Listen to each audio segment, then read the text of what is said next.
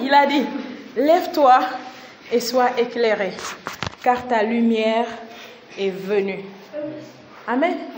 Je traduis ça bien parce qu'ils ont dit elle arrive, mais dans la version originale, il dit ta lumière est venue, elle est arrivée. Amen. Et la gloire de l'Éternel se lève sur toi.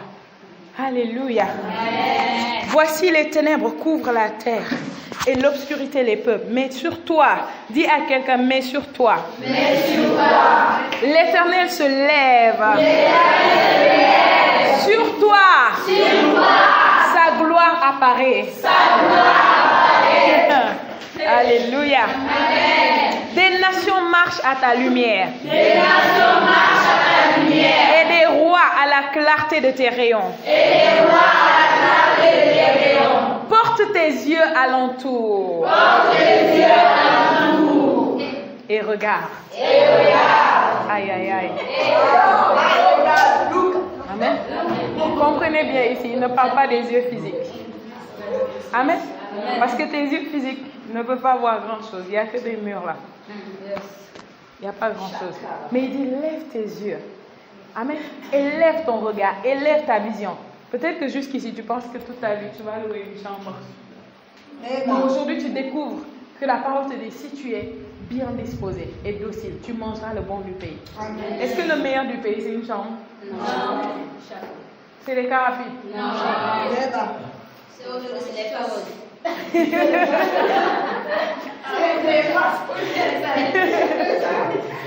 Les charrettes. Les transports sont en grève. Amen. Donc il y a des gens qui ont emprunté des chevaux. Ok. Mais pense, Dieu dit élève. Hein? Dis à quelqu'un élève. Amen. Il dit porte tes yeux alentour et regarde. Regarde avec tes yeux alentour. Amen. Élève ton imagination. Quelle est la vie? Amen. Quelle est la vie que tu as imaginée? Vous voyez, certains d'entre vous, votre vie, vous n'avez pas tellement imaginé un monde de merveilles. Vous comprenez, Alice au pays des merveilles? Tu dois avoir ton toit. Amen. Tu dois avoir Perle au pays des merveilles. Amen. David au pays des merveilles. Mais quel est ce pays des merveilles? C'est toi qui crées ton pays de merveilles. Amen. Quelle est la vision? Je disais l'autre jour que si tu ne sais pas où tu vas, tu ne sauras pas lorsque tu vas arriver. Amen. Quelle est la vision? Dieu te dit aujourd'hui, ouvre. Vous voyez, on est sur le point d'entrer en 2022.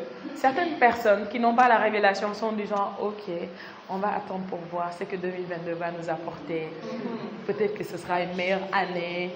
Peut-être qu'on sera moins malade, moins pauvre, moins ci, moins ça. Vous voyez? Mais nous qui avons la révélation, nous savons que ça ne se passe pas comme ça. 2022 ne t'apporte rien. C'est toi qui lui commandes et il te livre ta commande. Et c'est maintenant que ça commence. Si tu n'avais pas encore commencé, tu ordonnes et 2022 va être ton livreur. Il va venir te livrer ce que tu as ordonné. Maintenant, Dieu te dit, regarde. Amen. Imagine. C'est bien, tu as des objectifs. Ça ne suffit pas d'avoir des objectifs. On va prier tout à l'heure sur vos sujets de prière. Vous voyez? Mais quelle est ta vision? Où est-ce que tu te vois? Tu vois, je ne veux même pas que tu ailles trop loin, genre dans décembre 2022, mais d'ici mars, premier trimestre, où est-ce que tu te vois? Qu'est-ce que tu vois? Amen. Que tu sais que quand tu arrives là-bas, c'est réellement Dieu qui t'a amené. Pas des choses que n'importe qui peut juste aller là-bas. Amen. Peut-être que tu travailles aujourd'hui à 50 000 de salaire et tu imagines que, ok, d'ici mars, je peux arriver à 60 000 de salaire. Tu n'as pas besoin de Dieu pour ça. Amen. Mais quelle est ta vision? Quelle est ta vision? Quand je notais aujourd'hui, j'ai noté le nombre de canaux de revenus que je... Dans le monde, il dit sources de revenus. Moi, j'ai noté le nombre de canaux de revenus que je veux avoir d'ici mars. Des canaux. Vous comprenez? Des cash flows, des choses qui vont verser de l'argent dans ma vie. Amen. Élève ta vision. Élève ta vision. Il dit, porte tes yeux alentour et regarde, regarde. Qu'est-ce que tu vois? Amen. Qu'est-ce que tu vois? Qu'est-ce que tu planifies? Même si aujourd'hui tu es une personne qui vend la noix de coco dehors, ou bien tu vends les biscuits, ou tu vends les bonbons, avec une vision, Dieu peut t'amener loin avec ça. Oui. Mais sans vision, tu vas tourner en rond à vendre les noix de coco tous les jours. Hein? Mais avec Dieu, Dieu et l'onction ont le pouvoir et la capacité de t'amener loin avec ça. Amen. Oui. Amen. Tu élargis ta vision. Amen. Vous savez que Sédima, tout le monde connaît Sédima ici? Oui. Qui ne connaît pas Sédima? Sédima, c'est la grande entreprise qui produit. On laisse tranquille. Père Dieu, tu vas jusqu'au tu connais pas Sédima?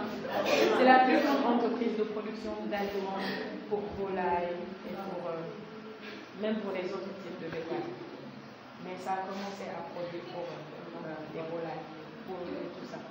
Mais c'est une grande entreprise, c'est une des plus grandes entreprises. Vous voyez, Sédima. Comment Sédima a commencé? Les gars vendaient des œufs. Allez chercher l'histoire du fondateur de Sédima sur Internet, vous serez inspiré. Le gars vendait des œufs. Les gens se moquaient de lui. Après, il a acheté des poussins. Il a commencé à élever les poussins chez lui. C'est comme ça que ça a commencé. Au fur et à mesure, sa vision s'est élargie. Il a commencé à étendre. Puis, il a commencé à produire des aliments pour poules.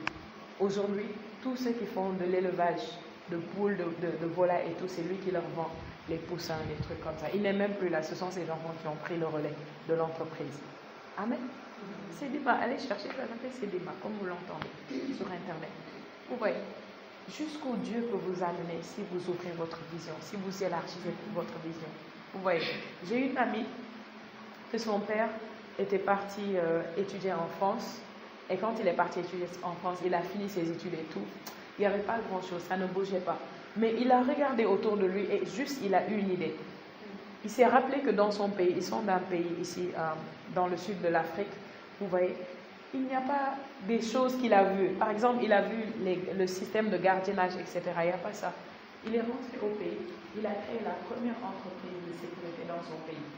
Il est devenu hyper riche, un millionnaire avec ça. Vous voyez, élargissez votre vision. Certainement, vous êtes des employés, vous travaillez jusqu'à quand? Est-ce que vous pensez qu'un employé va faire que tu t'en sors et va faire que tu sois influent pour le royaume? Parce qu'un employé, un patron ne va jamais te payer plus que lui, il ne gagne. Vrai ou faux? Oui, il ne va pas te payer plus qu'il ne gagne. Mais si tu crées ton entreprise, si tu lances tes business et tu permets au Saint-Esprit de te donner une vision, d'élargir ta vision, il peut t'amener loin. Amen. Et des visions. Amen. Et une vision pour votre vie. Et des rêves. C'est ce dont il parle. Il dit, porte tes yeux alentour et regarde. Amen. Dis à quelqu'un, regarde. Regarde. Amen. Ne regarde pas avec les yeux physiques. Tu pourrais être la personne qui aujourd'hui, peut-être tu vis chez quelqu'un, tu n'as même pas chez toi. Peut-être quand tu sors, parfois tu n'as même pas le moyen de payer le transport. Parfois pour manger c'est difficile. Ton histoire peut changer très vite. Avant même la fin de cette année, ton histoire peut changer. Tu vois, ton histoire peut changer. Dieu est en train de te dire, porte les yeux alentour et regarde. Regarde avec les yeux de ton cœur. Puisque ce que tu vois avec les yeux physiques ne va pas, regarde avec tes yeux intérieurs et je vais t'amener là-bas. Là où tu vois, je vais t'amener là-bas. Amen. Verset 4, toujours, il dit, tous s'assemblent, ils viennent vers toi. C'est ce qu'on confessait tout à l'heure. On disait qu'ils viennent. Les âmes viennent à nous. Il dit, tous s'assemblent, ils viennent vers toi. Tes fils arrivent de loin et tes filles sont portées sur les bras. Amen. Les âmes. Amen. C'est de ça qu'il parle. Tu tressailliras alors et tu te réjouiras. Dis à quelqu'un, tu tressailliras et tu te réjouiras. Amen. Tressaillir, c'est ce qu'on a fait tout à l'heure en sautant et en criant de joie. C'est ça que la Bible appelle tressaillir. Manifester la joie de l'esprit en sautant, en courant, tout ça, c'est ce qu'on appelle tressaillir. Tu tressailliras alors et tu te réjouiras.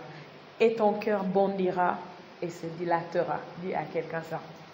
Et ton cœur bondira et se dilatera. Parle. Et ton cœur bondira et se dilatera. Et ton cœur bondira et se dilatera. Hein? C'est-à-dire ton cœur va faire des bonds à l'intérieur. Hein? Imagine si quand ton cœur fait des bonds à l'intérieur, il n'y a pas de risque de crise ou d'arrêt cardiaque. Pas de crise cardiaque. Les crises cardiaques, c'est pour ceux que le cœur est tout le temps. Mais Dieu dit ton cœur bondira et se dilatera. Amen. Amen. Amen. Et ce n'est pas juste le cœur physique. Il parle de ton homme intérieur, de ton esprit. Il va s'élargir. Ta vision va s'élargir, va se dilater. Amen. Peut-être que tu as du mal à voir grand, mais demande au Seigneur, Seigneur, élargis ma vision. Chaque jour, tu peux dire, Seigneur, Saint-Esprit, élargis ma vision pour que je puisse voir plus. Amen. Oui, tu peux lui demander ça. Élargis ma vision. Alléluia. Amen. Élargis ma vision. Qui a dit ça, Martin? C'est toi qui as dit élargis ma vision. Oui. Amen. Même à ton âge, Dieu peut faire de toi un milliardaire là où tu es. Oui. Amen. Tu n'as pas besoin. Tu n'as pas besoin d'attendre un âge. Amen. Si tu es prêt là où tu es, Dieu peut tout utiliser, faire de toi un milliardaire. Oui. Oui. Dieu a utilisé David. David avait quel âge? Il a sauvé toute une nation. Jusqu'ici, on pensait que c'était un adolescent.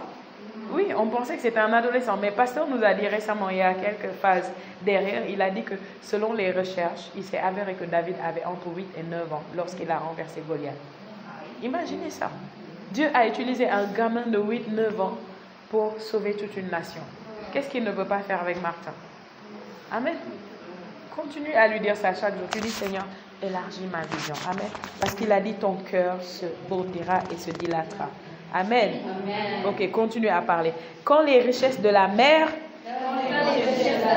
se tourneront vers toi. Quand les trésors des nations viendront à toi. Amen. C'est ce qu'on confessait tout à l'heure. C'est pourquoi j'ai dit, vous devez parler avec hardiesse. Il a dit, les richesses des nations, les trésors des nations, les richesses de la mer doivent venir vers toi. Vous voyez, on a parlé du pétrole, etc. Ça, ce sont des richesses qui viennent de la mer. Il y a aussi le poisson. Amen. Il y a le sel. Il y a des gens qui sont milliardaires parce qu'ils vendent le sel. Ce sont des trafiquants de sel, on va dire. Amen. Oui. Quand les richesses de la mer se tourneront vers toi, quand les trésors des nations viendront à toi. Amen. Continue à parler. Tu seras couverte d'une foule de chameaux. De dromadaires. De Madian. Et d'Épha. Ils viendront tous de Séba. Ils porteront de l'or. Et de l'encens. Et publieront les louanges de l'Éternel. Aïe, aïe, aïe. Vous avez vu ça? Les chameaux. Si c'est en notre temps, il ne va pas dire les chameaux, il va dire les conteneurs. Dis à quelqu'un les conteneurs. Les bateaux. Les camions remorques. Les voitures. Amen. Ils viennent et ils viennent charger. Amen. Les troupeaux de Kédar se réuniront tous chez toi. Les béliers de Nébaïoth seront à ton service. Ils monteront sur mon autel et me seront agréables. Et je glorifierai la maison de ma gloire. Amen. Ça, c'est le Seigneur qui dit ça, la dernière partie. Il dit, ils monteront sur mon autel et me seront agréables. Et je glorifierai la maison de ma gloire. Amen. Ils monteront sur mon autel. Vous voyez, ça veut dire quoi? Dieu veut que son peuple soit prospère, riche, pour que nous puissions exalter l'œuvre de Dieu, faire avancer l'œuvre de Dieu, faire prospérer la maison de Dieu. Amen. Vous voyez, si nous sommes prospères, nous n'allons pas occuper un petit coin comme ça. Pour l'église, est-ce que vous pensez que ça, c'est digne? Non. Vous voyez? Nous méritons plus que ça, nous méritons mieux que ça. Vous voyez la dame qui est venue l'autre jour pour parler. Avec une puissance financière, on lui dit, ok, c'est où ta maison? Elle dit, c'est là-bas. Demain, on vient, on achète sa maison, son terrain. Oui. Après, tous ceux qui osent ouvrir, ce que je vous dis, c'est vrai. Au siège, c'est comme ça. Ils occupaient un petit espace. Après, ils ont acheté tous les alentours. Un jour, ils voulaient un terrain. Un monsieur a dit, tant que je vis, ce terrain, vous ne l'aurez pas. Le lendemain, il est mort, ils ont eu le terrain. Est-ce que c'est eux qui l'ont tué? Non, c'est lui qui l'a dit, tant qu'il vit. Mais dans le règne de l'esprit, c'était dit qu'ils vont avoir le terrain. Mais lui, il a dit, tant que je vis. C'est lui-même qui s'est donné. Vous voyez? Donc, avec une puissance financière, quiconque ose ouvrir la bouche, on dit, ok, demain, on vient, on achète la maison. Que tu la vendes ou non, on peut l'acheter. Tout peut s'acheter ici. Oui. Si je viens vers toi, je dis, ok, je vais acheter ta maison. Tu dis, désolé, ma maison n'est pas à vendre. Je dis, combien? Tu me dis, ma maison n'est pas à vendre. Je dis, ok, 50 millions, ça te va? Non, ma maison n'est pas à vendre. Ok, 100 millions. Alors, ça tout de suite. Ok.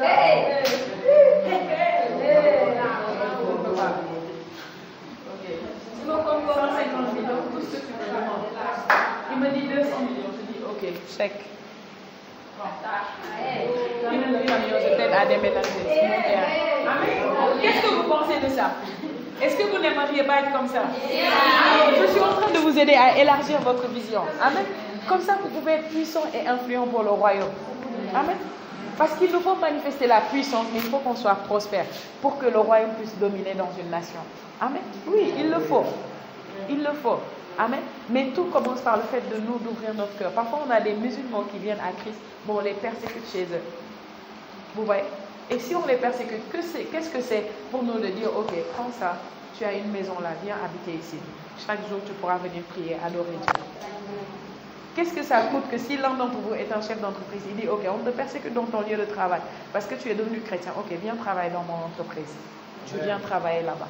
Amen. N'est-ce pas mieux que de voir le frère persécuté? On dit, ah frère, désolé. On va prier. Et quand on finit de prier, on le renvoie dans la même maison, on le persécute. Nous, on a connu une âme qui venait, qui était une musulmane qui était devenue chrétienne. Et qu'est-ce qui s'est passé? Un jour, on l'a tellement persécuté qu'un jour, sa mère a embauché des bandits qui sont venus à la maison, qui l'ont tellement frappée. Depuis lors, elle a arrêté de venir. Et après, on lui a donné un mari musulman pour la caser. Vous voyez? Mais une fille qui était passionnée, elle a reçu le Saint-Esprit, tout, elle évangélisait, tout, elle faisait. Vous voyez? Mais si nous avons une puissance financière, nous pouvons être plus efficaces pour l'évangile. Nous pouvons être plus efficaces pour le royaume. Ce n'est pas pour être matérialiste, non. C'est pour que notre cause, vous voyez, l'argent est bon dans la main de celui qui est bon. Oui, l'argent est mauvais dans la main de celui qui est mauvais. Les incroyants, quand ils ont l'argent, ils ne savent pas quoi en faire. Ils gaspillent ça. Ils vont en boîte. Asseyez-vous. Amen. Dieu est en train d'élargir votre vision. Donc, ouvrez votre cœur. Amen. Dis à quelqu'un, ouvre ton cœur. Lorsque les incroyants ont de l'argent, ils utilisent pour faire du n'importe quoi. Ils vont acheter des voitures, les conduire n'importe où, draguer des filles, les amener en boîte, aller dans les hôtels, faire du n'importe quoi. Vous voyez. Mais lorsqu'un homme bon reçoit l'argent ou a l'argent, il va l'utiliser pour faire plus de bien. Parce que maintenant, l'argent lui donne la capacité de manifester sa bonté. Sans l'argent, il ne peut pas vraiment manifester ça pleinement.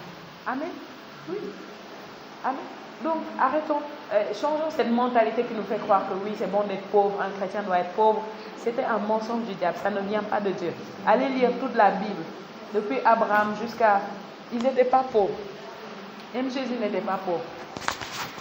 Amen. Oui, Jésus n'était pas pauvre. Les gens ont l'habitude de dire que oui, Jésus était si pauvre, il est né dans une mangeoire, parmi des moutons. Pourtant, la Bible ne dit pas que parce qu'il était pauvre. La Bible dit que c'est parce qu'il n'y avait pas de place dans la maternité. Les gens étaient venus pour se faire recenser. Et il n'y avait pas de place dans aucune maternité. Donc, ça les a trouvés quelque part. Il y avait des moutons, etc. Ils ont arrangé, elle a accouché. Ce n'est pas parce qu'elle était pauvre. Joseph et Marie étaient des descendants de David, la lignée royale. Ils ne pouvaient jamais être pauvres. Même si vous entendez que Joseph est un charpentier, ça ne veut pas dire un gars qui fabrique les bancs du quartier. Quand on parle du charpentier ici, parce que nous, les charpentiers qu'on connaît ici, c'est eux qui fabriquent les bancs du quartier que vous vous asseyez dessus. C'est pas ça. C'était un chef d'entreprise. Il y a des types de menuisiers qui font entrer des millions chaque jour. C'était un chef d'entreprise. Amen. Ils étaient de la lignée royale. Ils n'étaient pas pauvres. Alléluia. Et si Jésus était né pauvre, lorsqu'il était petit, la Bible dit que des rois ont quitté l'Est et ils sont venus, l'Orient, les rois de l'Orient, pour visiter Jésus. Mais lorsque les rois de l'Orient ont quitté leur pays, c'était plusieurs rois, ok? Plusieurs rois ont quitté leur pays. Quand ils sont entrés dans le pays, ils se sont fait assez remarquer pour que le roi de la nation où Jésus était les convoque. Pourquoi ils se sont fait remarquer? Parce que les rois ne se déplacent pas seuls. Ils viennent avec tout un convoi. Et parce qu'ils venaient pour voir un roi, ils sont venus avec des richesses et des cadeaux à donner à Jésus. Oui, ils sont venus chargés avec de l'or, de l'encens, de la myrrhe. Vous voyez, pas comme dans les dessins où on voit des petites boîtes qu'ils ont déposées devant Marie et Joseph. Il y avait les moutons autour. Déjà, quand ils sont arrivés, Jésus était déjà un peu plus grand. Jésus n'était pas un bébé comme ça quand les rois mages sont arrivés. Allez relire l'histoire, relire toute l'histoire. Ce n'est pas les crèches qu'on vous fait là où tu vois les rois mages devant le bébé. Non. Quand ils sont venus voir Jésus, Jésus était déjà un enfant. Quand ils sont arrivés, c'était déjà un enfant qui marchait certainement. Ouais. Donc ils ont amené des richesses. Si Jésus était pauvre, ça seulement, c'était bon pour couvrir toute sa vie. Ils ont amené des tas de richesses pour Jésus. Amen. Donc vous avez deux raisons qui vous montrent que Jésus n'était pas pauvre. Vrai ou faux? Oui. Troisième chose, Jésus avait dans son ministère 12 hommes qui étaient ses apôtres. Et à part les 12 apôtres, il y avait 120 autres qui marchaient avec lui. Et c'est Jésus qui les nourrissait. Vous pensez qu'il était pauvre? Et la Bible dit que Judas était le trésorier. S'il n'y a pas d'argent, pourquoi il y aurait un trésorier? Et la Bible nous montre qu'il y avait une partie de leur argent qui était fait pour donner aux pauvres. Régulièrement, ils donnaient aux pauvres. Si tu es pauvre, tu vas donner aux pauvres. Quand Marie-Madeleine est venue verser le parfum sur Jésus, l'autre a murmuré. Il a dit, on aurait pu vendre ça et donner l'argent aux pauvres. Qu'est-ce que Jésus a dit? Jésus a dit, les pauvres, vous les aurez toujours avec vous. Mais moi, ça veut dire que je ne fais pas partie d'eux. Amen. Mais moi, vous ne m'aurez pas toujours avec vous. C'est ce qu'il a dit. Ça veut dire que je ne fais pas partie d'eux. Les pauvres, vous les aurez toujours avec vous. Mais moi, vous ne m'aurez pas toujours. Alléluia. Dis à quelqu'un, Jésus n'était pas pauvre. Jésus n'était pas pauvre. Ok. Et au cas où ça ne vous suffit pas, rappelez-vous lorsqu'ils l'ont crucifié. Qu'est-ce qu'ils ont fait? Ils ont pris des vêtements, ils ont déchiré, ils se sont partagés. Ça veut dire que chaque bout du vêtement de Jésus avait de la valeur financière. Ses habits, ils pouvaient se déchirer ça et chacun vend ça quelque part et obtient de l'argent. Et après son manteau, qu'est-ce qu'ils ont? Le manteau était tellement chic. Et la Bible dit qu'il n'y avait pas de couture. Et ce genre de manteau à l'époque, c'était seulement les gens de famille royale et les gens qui étaient riches qui avaient ce genre de manteau que Jésus avait sans couture. La Bible nous précise qu'il n'y avait pas de couture. Ils ont dit, ok, on va tirer au sort. Qui va gagner le gros lot? C'était des soldats romains. Ce n'étaient pas des soldats israéliens. C'était les colons. C'est comme au temps de la colonisation, les soldats français. Vous pensez qu'ils sont pauvres? Ils ne sont pas pauvres. Maintenant, si eux qui ne sont pas pauvres, ils tirent au sort le manteau de Jésus. Jésus, ce n'était pas un pauvre. Alors, amen. Il n'était pas pauvre. Même quand la Bible nous dit, il s'est fait pauvre pour nous, afin que nous soyons riches. Il ne parlait pas d'une pauvreté. Il parlait de sa pauvreté, de sa richesse, la gloire qu'il avait auprès du Père. Il s'est dépouillé pour être pauvre. Vous voyez, le niveau de richesse, malgré le niveau de richesse dans lequel il a marché, c'était une pauvreté comparée à la richesse qu'il avait. Amen. Avant d'oublier. C'est ce que la Bible nous dit. Amen. Et ça seulement, ce verset seulement vous suffit pour savoir que vous n'êtes pas censé être pauvre. Qui s'est fait pauvre pour que vous soyez riche? Pourquoi tu vas être pauvre encore? Ça veut dire qu'il a échoué? Amen. Imagine ton père travaille dur toute sa vie et met de côté des milliards pour toi. Il part au ciel et il te laisse un héritage et un testament. Après toi, tu viens, tu vis encore comme un pauvre. Qu'est-ce que ton père va faire au ciel? Il va pleurer tous les jours. Il va dire, j'ai souffert, je me suis privé, j'ai rassemblé des milliards. Mais voici qu'il ou elle est en train de vivre comme un pauvre. Ça va lui plaire.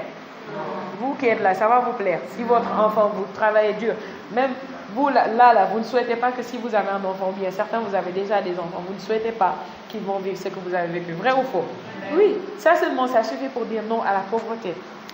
Amen. Non à la pauvreté. Et parlons des disciples de Jésus. Est-ce que les disciples étaient pauvres? Parce qu'on nous dit, non, il y avait comment on appelle ça, des pêcheurs de poissons. Donc vous imaginez que ce sont les pêcheurs de poissons de Dakar là. De Soumbédioune. De Soumbédioune et de Yoff.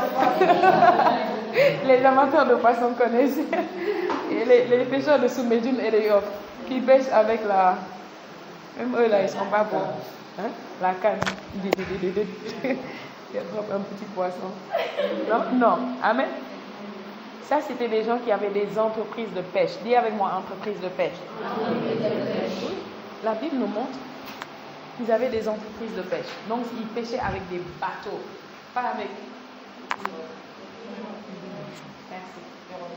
Ou bien... Ils pêchaient avec... C'était des pêcheurs. Et ce qui vous le montre, vous vous rappelez le passage où il y avait un gars riche qui est venu, un marchand riche qui est venu voir Jésus. Il a dit, Seigneur... Excusez-moi. Un marchand riche qui est venu voir Jésus, il a dit, Seigneur, qu'est-ce que je dois faire pour hériter du royaume? Et qu'est-ce que Jésus lui a dit? Vous connaissez l'histoire? Qu'est-ce que Jésus lui a dit? vends tout ce que tu as, donne aux pauvres et viens me suivre. Encore une fois, Jésus se sépare des pauvres. Il n'a pas dit donne-moi, il a dit vends tout ce que tu as, donne aux pauvres et viens me suivre. Après, la Bible dit que l'homme était triste, il s'est retourné, il est parti. Et après, Jésus a dit une phrase qui est dangereuse si tu ne la comprends pas. Jésus a dit, je vous le dis en vérité, il est plus facile pour le chameau. Vous connaissez le chameau? Tout le monde connaissait quoi un chameau? Ok. Pour un chameau d'entrer dans le trou d'une aiguille que pour un riche d'entrer dans le royaume. Qui a déjà entendu ça? Qui a déjà entendu? Ok. Cette parole-là, je sais que certains utilisent pour dire la richesse c'est mauvais. Il ne faut pas être riche, sinon tu n'entreras pas au ciel. Les riches n'iront pas au ciel. C'est pas vrai. C'est pas ce que Jésus a dit. Ok, est-ce qu'on ne va pas aller lire ça d'ailleurs pour que vous puissiez voir de vos propres yeux?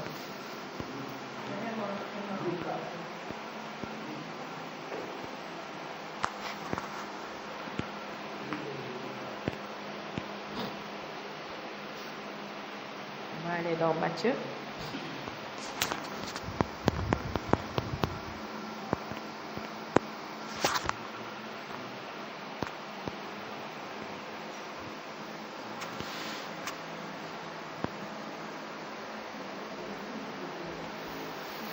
Matthieu 19.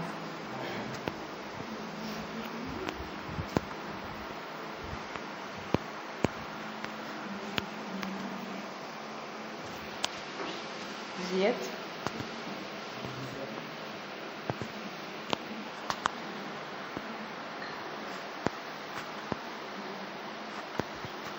Ok, Matthieu 19, on a l'histoire avec le jeune homme qui commence à partir du verset 16, mais on a déjà dit ça, on va continuer directement.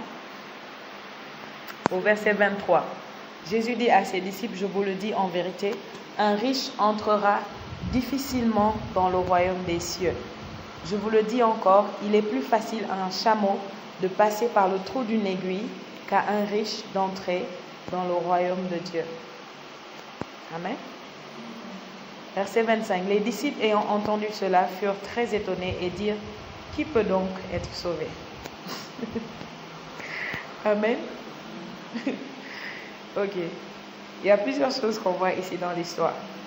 Allons, on va essayer d'expliquer déjà qu'est-ce que Jésus a dit quand il dit qu'il est plus facile pour un chameau de passer par le trou d'une aiguille que pour un riche d'entrer dans le royaume. Qui connaît l'histoire? Qui connaît la signification de ce que Jésus a dit ici? J'ai déjà expliqué ça quelques fois. Qui connaît? J'ai expliqué ça plusieurs fois. Je suis étonnée. J'ai expliqué ça pas une seule fois. Bon, je vais regarder les anciens, pas les nouveaux. Qu'est-ce que Jésus veut dire ici? Ce qu'il dit ici au verset 24.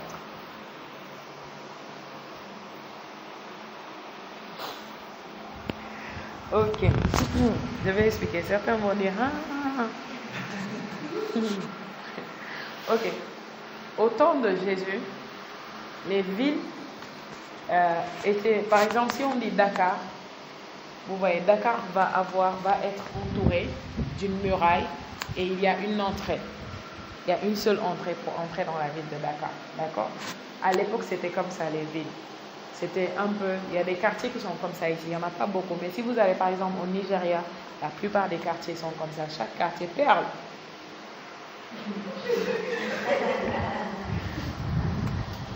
Amen. Chaque quartier est entouré d'une muraille et il y a une entrée, un portail. Vous voyez.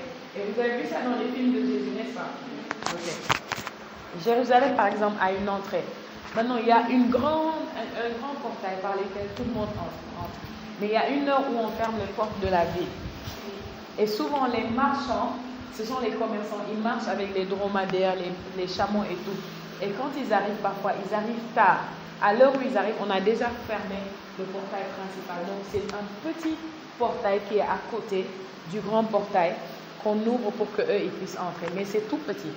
Maintenant, quand eux, ils entrent, leur chameau aussi doit entrer. Et on n'ouvre pas le grand truc pour que le chameau entre. D'accord? Ce truc-là, ici, on appelle ça le trou de l'aiguille. Est-ce que tout le monde me suit? Cette petite porte-là, ici, à côté du grand portail, on appelle ça le trou de l'aiguille. Et pourquoi c'est difficile pour un chameau de passer par là? Parce que quand le chameau doit passer par là, il doit se mettre à genoux et passer. Est-ce que tout le monde me comprend? C'est très difficile pour le chameau d'entrer parce qu'il doit réduire sa taille et pouvoir passer là-bas. Donc Jésus nous donne une image ici. Qu'est-ce qu'il est en train de dire?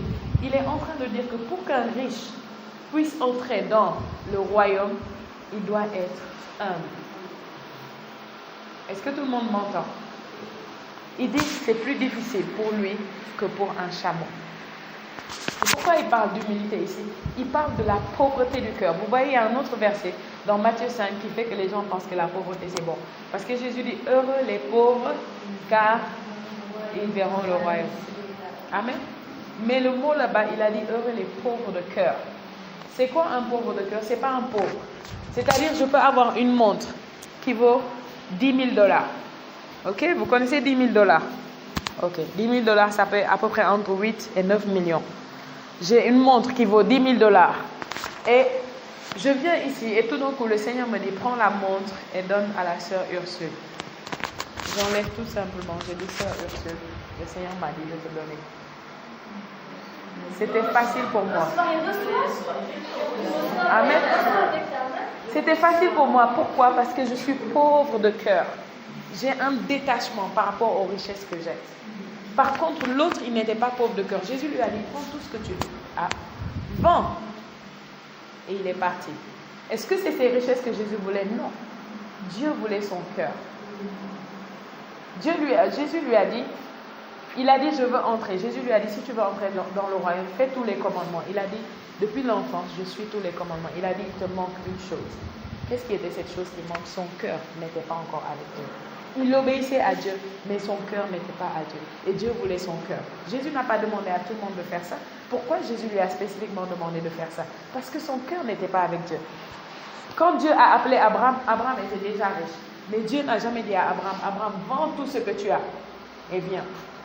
Mais lorsque Abraham a eu Isaac, Dieu a dit, sacrifie-moi Isaac. Est-ce que c'est Isaac que Dieu voulait? Non, c'est le cœur d'Abraham que Dieu voulait. Donc là où se trouve ton cœur, cette chose à laquelle ton cœur est attaché, c'est ça le genre de riche dont il parle ici. Tu peux être riche de quelque chose et Dieu veut que tu sois pauvre de ça pour que tu sois riche de lui. Amen. C'est ce qu'il dit ici. Et regardez, les disciples, suivez bien ici, ce qui vous montre que les disciples n'étaient pas pauvres. Verset 25. Les disciples ayant entendu cela, est-ce que tout le monde a entendu la signification de ce que j'ai expliqué? Ok, peut-être demain, je pense que je vais demander encore. Vous allez me regarder. Amen. Retenez la parole de Dieu, c'est important. Et apprenez à prendre note. Amen. Vous n'êtes jamais trop grand dans la foi pour ne plus prendre note. Jamais. Si vous êtes un bon appreneur, vous allez aller loin avec Dieu. Moi, j'apprends toujours, je prends toujours note. Et je peux écouter un message des années et des années. Quand je l'écoute encore, comme le message qu'on a eu aujourd'hui au culte du mercredi, je l'ai tellement écouté. Mais quand je l'écoutais encore aujourd'hui, j'étais bénie. Et j'étais en train de l'écouter avec un cœur ouvert. Vous voyez. Mais vous pouvez être du genre que quand vous écoutez quelque chose, vous avez déjà entendu, ou dès qu'on commence à en parler, vous êtes là physiquement, mais vous avez déjà voyagé. On connaît l'histoire. On a déjà entendu, on sait. Et quand vous avez ce genre d'attitude, vous n'avez pas le cœur d'enfant pour que Dieu vous amène de gloire en gloire. Amen. Oui. Vous devez avoir un cœur d'enfant, être un bon appreneur. Tant que vous êtes là, jusqu'à l'enlèvement, apprenez à apprendre et à prendre note. Amen. Ok. Donc, verset 25, les disciples ayant entendu cela, furent étonnés et dirent, qui peut donc être sauvé? Ça seulement, ça vous dit une chose, ils n'étaient pas pauvres. Vrai ou faux? Oui. Ils n'ont pas compris dans quel sens Jésus a parlé, donc ça les a inquiétés. Ils ont dit, si Jésus dit ça, donc nous-mêmes. Parce que s'ils étaient pauvres, ils vont dire, ouais. Vrai ou faux? Oui, parce que Jésus a parlé des riches. S'ils étaient pauvres, ils allaient dire, ouais, c'est bon, nous on est sauvés. Mais ils disent à Jésus, donc qui peut être sauvé? Parmi nous là, qui sommes autour de toi, qui peut être sauvé? Si tu dis que les riches, c'est difficile pour eux. Regardez ce que Jésus répond. Jésus les regarda et leur dit, aux hommes cela est impossible, mais à Dieu tout est possible. Amen. Dis avec moi, tout est possible à Dieu. Amen. Pierre, prenant la parole, lui dit, regardez ce que Pierre dit. Il ne parle pas comme un pauvre. Il dit, voici, nous avons tout quitté. Qu'est-ce qu'ils ont quitté? Tout. Ok? Voici, nous avons tout quitté. Donc, ici, ce sont des riches qui disent que nous avons tout quitté. Amen. Voici, nous avons tout quitté et nous t'avons suivi. Quand sera-t-il pour nous? Est-ce qu'il a dit quand sera-t-il pour les autres riches? Il a dit quand sera-t-il pour nous? Donc, ils étaient riches. Amen. Jésus leur répondit, verset 28, je vous le dis en vérité. Quand le Fils de l'homme, au renouvellement de toutes choses, sera assis sur le trône de sa gloire, amen, vous qui m'avez suivi, vous serez de même assis sur 12 trônes et vous jugerez les 12 tribus d'Israël. Là, il parle du futur, de l'éternité, ok? Maintenant, on va voir un verset où il parle du présent. Dis avec moi le présent. Verset 29. Il dit quoi? Lisez ça, tout le monde, si vous avez votre Bible.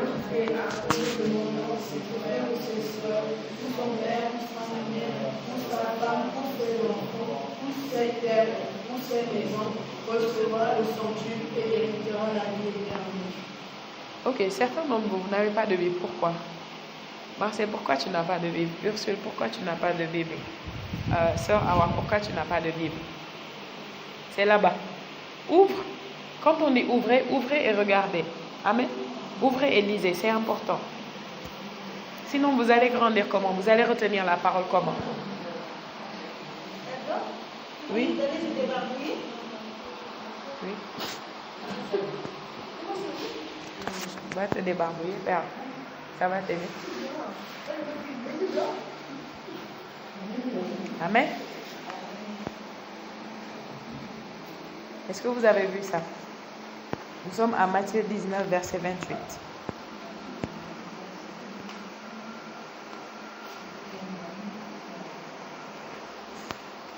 Matthieu 19, verset 28. Il dit, et quiconque aura quitté à cause de mon nom ses frères ou ses sœurs, ou son père, ou sa mère, ou ses enfants, ou ses terres, ou ses maisons, recevra combien? Recevra combien? Et héritera la vie éternelle. Ok, on va voir un verset qui est plus précis là-dessus. On va aller dans Marc 10, verset 30. Marc 10.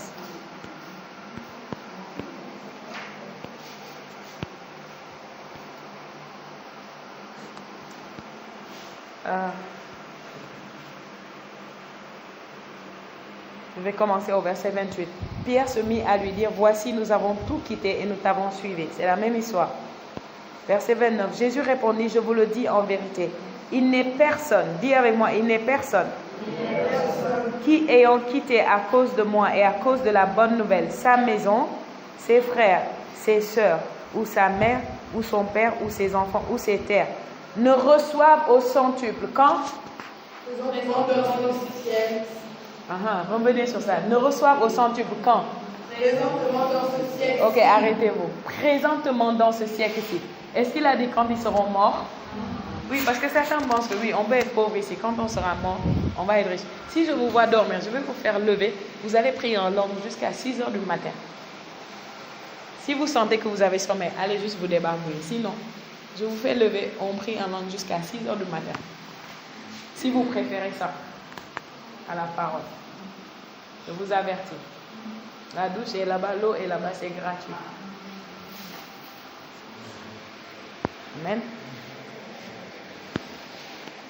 Donc, ne reçoivent au centuple présentement dans ce siècle-ci des maisons.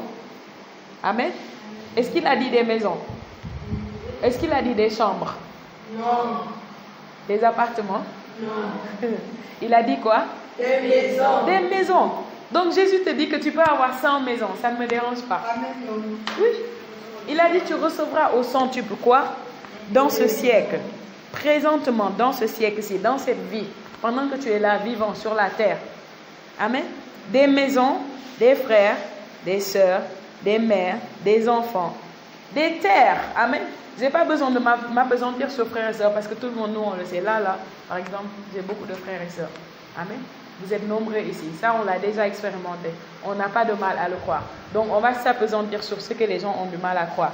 Il a dit des maisons, 100 fois, au centuple. Des terres. Dis avec moi, des terres. Des terres. Donc, Dieu veut que tu possèdes des terres. Amen. Jésus n'a pas dit que si tu viens me suivre, tu n'auras pas de maison, tu n'auras rien. Tu vas dormir dehors. Il n'a pas dit ça. Il dit des maisons au centuple, des terres, avec des persécutions. Amen. Ça, c'est la seule chose qui semble négative, qu'il nous a promise, la persécution. Donc, nous serons persécutés. Et ce n'est même pas négatif parce que ça nous aide à grandir dans notre foi. Amen. Et dans le siècle à venir, la vie éternelle. Donc, il a bien fait la différence. Il y a présentement et il y a dans le siècle à venir. Amen. Dans le siècle à venir, qu'est-ce qu'il dit? Tu auras la vie éternelle. Dans le temps présent, tu auras quoi? Des maisons, des terres au centuple. Et tu peux rajouter tout ce que tu veux là-bas. Il a juste donné un exemple. Il a dit tout ce que tu as quitté, tu peux recevoir 100 fois. Amen. Donc Dieu n'a pas dit qu'on devait être pauvre. Et vous voyez vous-même que les disciples n'étaient pas pauvres. Donc Jésus les a rassurés. Il a dit si vous faites, vous aurez. Amen. Le temps ne me permet pas. Sinon, j'allais vous montrer l'histoire de Paul. Que Paul n'était pas un homme pauvre. Oui. Le temps ne me permet pas. J'allais vous montrer avec des preuves dans les Écritures que l'apôtre Paul n'était pas pauvre. L'apôtre Paul était un agent immobilier. Il vendait des maisons. Amen. En plus de prêcher l'évangile, il vendait des maisons. C'est ce que la Bible nous dit. C'était un fabricant de tentes. Les tentes, c'était des maisons. Donc, c'est l'équivalent de ce qu'on appelle agent immobilier aujourd'hui. Amen. En plus de ça, c'était un avocat aussi. Alléluia. Et la Bible nous montre qu'une fois, on l'a arrêté et un roi est venu avec sa femme pour écouter son plaidoyer. Et la Bible dit que le roi l'a gardé et le faisait parler parce qu'il espérait que Paul va lui donner de l'argent. Et quand il a vu que Paul n'allait pas lui donner de l'argent, il a suspendu. Il est parti. Pourquoi il va vouloir? Un roi va espérer de l'argent d'un pauvre. Imaginez à quel niveau il était prospère. Imaginez juste à quel niveau Paul était prospère. Imaginez que vous, le président Macky Sall, vous rencontre et il espère que vous lui donniez de l'argent. Vous ne voulez pas ça? Hein? Ceux qui somnolent ne veulent pas ça. Amen. Amen. Amen. Au centuple. Dis avec moi, au centuple. Alléluia. Amen. Est-ce qu'on peut continuer? Oui. Merci Saint-Esprit. On va retourner dans Ésaïe 60. On n'avait pas fini la proclamation.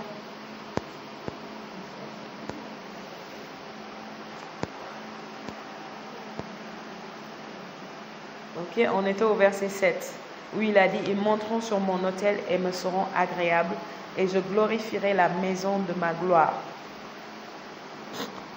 Amen. Verset 8, il dit « Qui sont ceux-là qui volent comme des nuées, comme des colombes vers leur colombier? Car les îles espèrent en moi, et les navires de Tarsis sont en tête, pour ramener de loin tes enfants, avec leur argent, leur or, à cause du nom de l'Éternel ton Dieu, du Saint d'Israël qui te glorifie. » Amen. Est-ce que tout le monde voit ça, le verset 9? Hein? Dieu parle, il dit « Car les îles espèrent en moi, et les navires de Tarsis sont en tête. » Les navires, les bateaux, ok? Pour ramener de loin tes enfants. Il parle des âmes, ok? Il ramène les âmes. Mais est-ce que les âmes viennent les mains vides? Non. Ils viennent avec quoi? De l'argent et de l'or. À cause du nom de l'Éternel ton Dieu, du Saint d'Israël qui te glorifie. Amen. Amen. Les fils de l'étranger rebâtiront tes murs et leurs rois seront tes serviteurs. Aïe. Qui n'aime pas ça? Est-ce que vous écoutez cette parole avec votre esprit? Amen. Ou bien vous écoutez ça religieusement? Il a dit, les fils de l'étranger rebâtiront tes murs et leurs rois seront tes serviteurs. Quand les rois des nations deviennent tes serviteurs, amen, il n'y a que l'évangile pour faire ça. Et on a vu ça, regardez Pasteur Chris aujourd'hui. Les présidents, les chefs des nations viennent le voir et ils sont à son service. il devient ton serviteur. Amen. Si aujourd'hui, écoutez-moi très bien, si aujourd'hui je gagne le président Macky Sall, si je le gagne à Christ, il va se mettre à genoux devant moi et je vais prier pour lui. Est-ce que vous savez ça? Oui. Si je le gagne, je deviens son pasteur, je deviens son leader dans le Seigneur. Et ça compte plus que le leadership qu'il a. Aux yeux du royaume, aux yeux de Dieu, j'ai plus de valeur que le président Macky Sall. Parce que je garde des âmes, les troupeaux du Seigneur. Amen. Donc c'est ce qu'il veut dire ici. Il dit le roi selon tes serviteurs. Dis Amen. Amen. Ouh, merci Seigneur. Verset 11, regardez verset 11. Il dit, tes portes seront toujours ouvertes. Elles ne seront fermées ni jour ni nuit, afin de laisser entrer chez toi les trésors des nations et leurs rois avec leur suite. Amen. C'est ce qui s'est passé pour Jésus lorsqu'il était enfant. Les rois sont venus avec leur suite, avec tout leur cortège, avec leurs trésors. Ils sont venus donner à Jésus. Amen. Et ce qui est vrai pour Jésus est vrai pour toi. Amen. Dis avec moi, ce qui est vrai pour Jésus est vrai pour moi. Amen. Merci Saint-Esprit. Verset 12. Car la nation et le royaume qui ne te serviront pas périront. Ces nations-là seront exterminées. Amen. Vous voyez, c'est une chose terrible d'avoir le peuple de Dieu comme ennemi. Ce que la dame l'a fait l'autre jour, c'est très dangereux. C'est pourquoi j'ai dit prions pour elle. Parce que si nous n'avons pas compassion, les anges n'auront pas compassion. Les anges n'ont pas de sentiments, ils n'ont pas d'émotion. Oui. La Bible nous montre un roi qui est allé dans le temple de Jérusalem, allé dans le trésor pour chercher des choses. Et la Bible nous dit que les anges l'ont chicoté, il est tombé raide, il devait mourir si on n'avait pas prié pour lui. Les prêtres sont venus prier pour lui, après il s'est converti. C'est une histoire dans la Bible. Amen. Parce que les anges ne connaissent pas de pitié.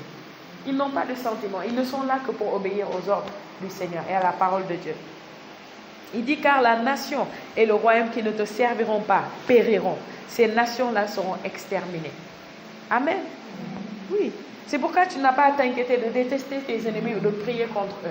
Quiconque se lève contre toi tombera à cause de toi. C'est ce que la parole de Dieu dit. Verset 13. La gloire du Liban viendra chez toi. Dis à quelqu'un, la gloire du Liban viendra chez toi. La gloire du Liban viendra chez toi. Le cyprès, l'orme et le buis, tous ensemble, pour orner le lieu de mon sanctuaire, et je glorifierai la place où reposent mes pieds. Amen. Vous voyez, tout revient toujours autour du temple, autour de la maison de Dieu, de l'œuvre de Dieu. Donc c'est pourquoi nous devons être prospères. Il a dit quoi? La gloire du Liban viendra chez toi. Ok? La gloire du Liban vient chez toi. Le cyprès, l'orme, le buis, tous ensemble. Ça, ce sont des ressources naturelles d'un pays. Il dit, ils viennent chez toi. Pourquoi? Pour orner le lieu de mon sanctuaire. Pas pour que tu te couches sur l'or et tu es juste tranquille. Non, je suis riche, tu comptes l'or. Tu fais des vidéos sur TikTok. Regardez, j'ai l'argent. Amen. C'est pas pour ça. C'est pas pour TikTok. Dis à quelqu'un, c'est pas pour TikTok. Amen. C'est pour orner le lieu de mon sanctuaire. Pour orner le lieu de mon sanctuaire, dit le Seigneur. Et je glorifierai la place où reposent mes pieds. Amen. Dieu va glorifier la place où reposent ses pieds. Verset 14. Les fils de tes oppresseurs. Amen. Est-ce que tu entends ça? Les fils de tes oppresseurs, ceux qui t'oppriment, viendront s'humilier devant qui? Et tous ceux qui te méprisaient avant se prosterneront où? À mes pieds. Ils t'appelleront ville de l'Éternel, Sion du Saint d'Israël. Alléluia. Amen. Verset 15. Ça, ce sont des proclamations que le Seigneur a libérées et on est en train d'actualiser. Quand je proclame ça comme ça, j'actualise dans votre vie. Donc, recevez ça avec votre esprit. Amen. C'est une prophétie qui date de plus de 700 ans avant la naissance de Jésus. Aujourd'hui, nous sommes 2000 ans après la naissance de Jésus et cette parole est pour toi. Amen. Dis c'est pour moi. Dis c'est pour moi. Pour moi, Israël. Amen. Verset 15. Au lieu que tu étais délaissé et haï et que personne ne te parcourait, je ferai de toi un ornement pour toujours. Amen. Un sujet de joie de génération en génération. Amen. Tu seras un sujet de joie de génération en génération. Tu suceras le lait des nations. voyez ça? Ça revient. Le meilleur du pays. Amen. Les productions du pays, le meilleur du pays, les meilleurs produits du pays. Il dit, tu suceras le lait des nations. Tu suceras la mamelle des rois. Alléluia. Et tu sauras que je suis l'Éternel, ton sauveur, ton rédempteur, le puissant de Jacob. Alléluia. Tout cela parle de prospérité et d'abondance. Amen. Verset 17. Au lieu de l'airain, je ferai venir de l'or. C'est quoi l'airain? La pacotille. La chinoiserie, merci. Hein? Les choses comme ça là, qui changent de couleur au bout de quelques jours. Hein? Il dit au lieu de ça, au lieu de l'airain, je ferai venir de l'or. Donc Dieu veut que tu portes de l'or. Amen. Est-ce que toi tu veux ça? Est-ce que tu ne dois pas ouvrir ton cœur à ça? Quand tu entends que Dieu dit oui, je veux de l'or pour toi. Amen. Oui, quand j'entends ça, je me dis waouh. Avant je pensais que non, Dieu ne veut pas que je porte de l'or. Mais maintenant Dieu me dit qu'au lieu de l'airain, de l'or. Il fait venir de l'or. Amen. Regardez ça. Au lieu du fer, je ferai venir de l'argent. Alléluia. Au lieu du bois, de l'airain. Au lieu des pierres, du fer. Je ferai régner sur toi la paix et dominer la justice. Amen. Donc il te comment on dit upgrade en français même? Upgrade. Promouvoir. Voilà. Il te promeut. Tu vois, il dit que si c'était le bois, hein, maintenant, ça va être du fer. Amen. Si c'était des pierres, ça va être de l'airain. Si c'était de l'airain, ça va être de l'argent. Si c'était de l'argent, ça va être de l'or. Il t'élève. Amen. Dis à quelqu'un, il t'élève. Il te promeut. Amen. Verset 18. On n'entendra plus parler de violence dans ton pays. Ni de ravages et de ruines dans ton territoire. Amen. Alléluia. C'est pourquoi si tu habites un quartier par exemple et tout d'un coup on entend parler des agressions, de violences, etc., tu peux te lever. C'est ton territoire. Amen. Tu ne vas pas te lever et dire allô la police, ici là il y a des gens. Tu te lèves dans le règne de l'esprit. Là-bas c'est toi qui es la police. Amen. Tu te lèves dans le règne de l'esprit, tu commandes à tous les démons de terreur, de vandalisme, de banditisme, de violence, de déguerpir. Tu dis c'est mon territoire ici et je vous interdis l'accès. J'interdis vos activités ici à partir de maintenant au nom de Jésus. Et ça va se passer comme ça. Ça va juste stopper. Amen. Tu donneras à tes murs le nom de salut et à tes portes celui de gloire. Alléluia. Verset 19. Ce ne sera plus le soleil qui te servira de lumière pendant le jour. Écoutez bien ça. Ni la lune qui t'éclairera de sa lueur. Mais l'Éternel sera ta lumière à toujours. Ton Dieu sera ta gloire. Amen. Ton Dieu sera ta gloire. Ton soleil ne se couchera plus. Dis avec moi, mon soleil ne se couchera plus. Ta lune ne s'obscurcira plus. Car l'Éternel sera ta lumière à toujours. Et les jours de ton deuil seront passés. Amen. Les jours des larmes, des pleurs, des larmes de douleur, des larmes de je ne comprends pas ma vie. C'est passé. Dis à quelqu'un, c'est passé. Il n'y aura plus que des justes parmi ton peuple. Amen. Voilà, ça c'est, on prophétisait ça depuis l'autre jour. On disait qu'au Sénégal, tout le monde va devenir chrétien. Regarde, il dit ça. Il dit, il n'y aura plus que des justes parmi ton peuple. C'est possible. C'est ce que le Seigneur veut. On peut arriver à 100% de chrétiens ici. Partout où tu passes, ce ne sera plus salam alaikum, ce sera alléluia mon frère. Amen. Shalom. Et comme on se réveille dans toutes les maisons, on entend gloire, gloire à Dieu. Hein? Et tout le monde dehors est frère, sœur. Tout le monde. Amen. Tout le monde. Il n'y a plus de Inch'Allah, Chapala. Alhamdulillah. Il n'y aura plus ça. Amen. Il y aura gloire à Dieu. Merci Seigneur Jésus. Il y aura toujours des gens qui disent le Saint-Esprit m'a dit, Dieu m'a parlé ce matin. Alléluia. Alléluia. Quand on voit un accident dans la rue, il n'y aura plus de allô les ambulances. Tu vas voir quelqu'un dire au nom de Jésus.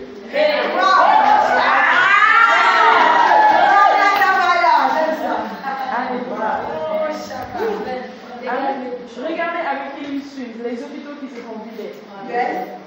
Les choses qu'on a prophétisées et parlé de ça pendant des années, aujourd'hui ça se passe. À travers la télé, c'est même pas que l'homme de Dieu est là-bas. À travers la télé, on diffuse sur un centre hospitalier, le lendemain tous, ils rentrent chez eux. Imaginez. Donc c'est possible. Dis à quelqu'un, c'est possible. Amen. C'est possible, d'autant plus qu'on voit Dieu dit que ça doit être comme ça. Si on l'accepte dans notre cœur, ce sera ainsi. Amen. Il n'y aura plus que des justes parmi ton peuple. Amen. Dis avec moi, il n'y aura plus que des justes dans ce pays. Amen. Et il dit quoi? Ils posséderont à toujours le pays. C'est le rejeton que j'ai planté, l'œuvre de mes mains pour servir à ma gloire. Amen. Verset 22. Le plus petit deviendra un millier. Amen. Le plus petit. Ce n'est pas juste en termes de nombre. Ok? Ce n'est pas juste en termes de nombre. C'est-à-dire là où tu avais la capacité de 1, il te donne la capacité de 1000. C'est une multiplication, une grâce accrue par 1000. Amen. On a vu ça avec Jésus. On lui a amené 5 pains. Il a nourri 5000 personnes. Alléluia. Hein? Oui, sans compter les femmes et les enfants. Vous voyez, il multiplie par 1000. Il dit le plus petit deviendra un millier et le moindre une nation puissante. Alléluia. Chacun d'entre nous peut devenir une nation puissante. Comment? En gagnant les nations, en gagnant les âmes. Vous voyez, quand vous gagnez les rois, les directeurs, vos chefs d'entreprise, vous les gagnez à Christ. Amen. Vous les gagnez. La dernière entreprise où j'ai travaillé et mon patron était un païen, je l'ai gagné à Christ avant de quitter l'entreprise. Et j'ai prié pour lui, mon patron. Amen. J'ai prié pour lui, je l'ai gagné à Christ. Il m'avait dit quand j'ai parlé avec lui la première fois que moi j'ai plus de 25 000 dieux. C'est un Indien. En Inde, ils adorent des milliers de dieux. Il m'a dit j'ai plus de 25 000 dieux et déesses qu'il adore. Mais avant que je ne quitte là-bas, je l'ai conduit à Christ. Amen. Et le moindre, une nation puissante. Moi, l'Éternel, je hâterai ces choses en leur temps. Alléluia. Qui a parlé? Qui a parlé? Oui.